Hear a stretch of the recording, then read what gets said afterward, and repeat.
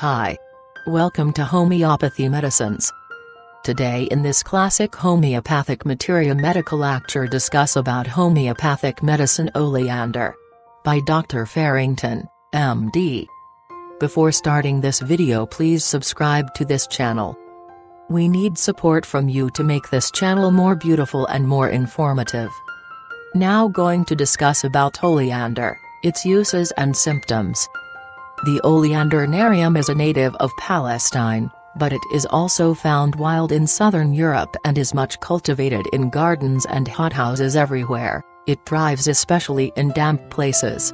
As a plant it is highly ornamental with its large rose-colored flowers.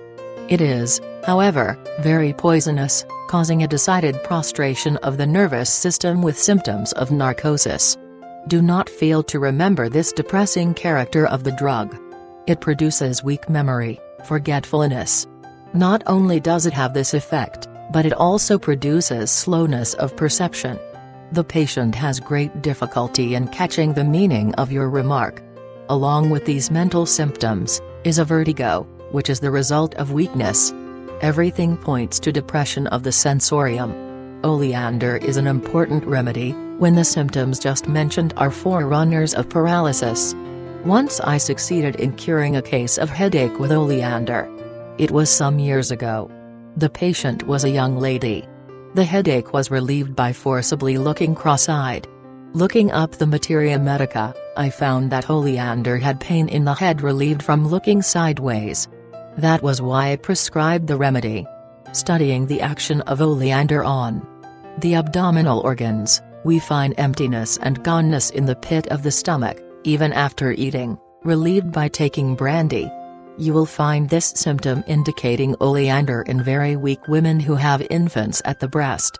Immediately after nursing, the patient is seized with tremor, and is so weak that she is scarcely able to walk across the room. Carbo animalis is also suited to this condition. Oleander is useful in diarrhea. The stools are thin and contain undigested food, the characteristic symptoms being, the patient passes undigested the food he had eaten the day before. This symptom you may notice, in children with cholera infantum and marasmus. Another symptom calling for Oleander in infants and children is, every time they pass when they soil their diapers. Here you must study Oleander in conjunction with ferrum, arsenicum, argentum nitricum, and cinchona. Ferrum has diarrhea with stool containing undigested food. This stool is unattended by pain, and is apparent to occur during a meal. Arsenicum is indicated in diarrhea caused by chilling the stomach by the ingestion of cold substances. The stools are of a yellow color and are attended with pain of a burning character. The patient is worse after midnight than at any other time. There is great thirst.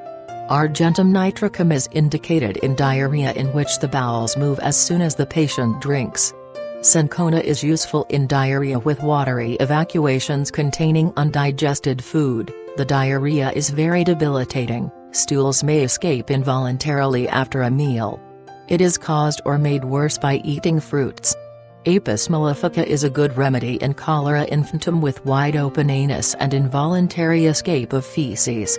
Phosphorus and aloes also have involuntary escape of feces. The symptom may best be expressed as a want of confidence in the sphincter ani. With phosphorus feces pass as soon as they enter the rectum, as if the anus stood open. In paralysis, Oleander is indicated when the disease invades one or the other limb, is painless, and usually preceded by vertigo. I think that Oleander, like gelsemium, is indicated only in functional paralysis. I do not believe that it will cure paralysis of central origin.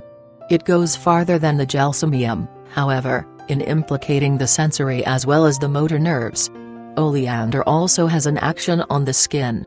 It produces a very sensitive skin, so that very slight friction causes soreness and chafing, especially about the neck or between the scrotum and the thighs.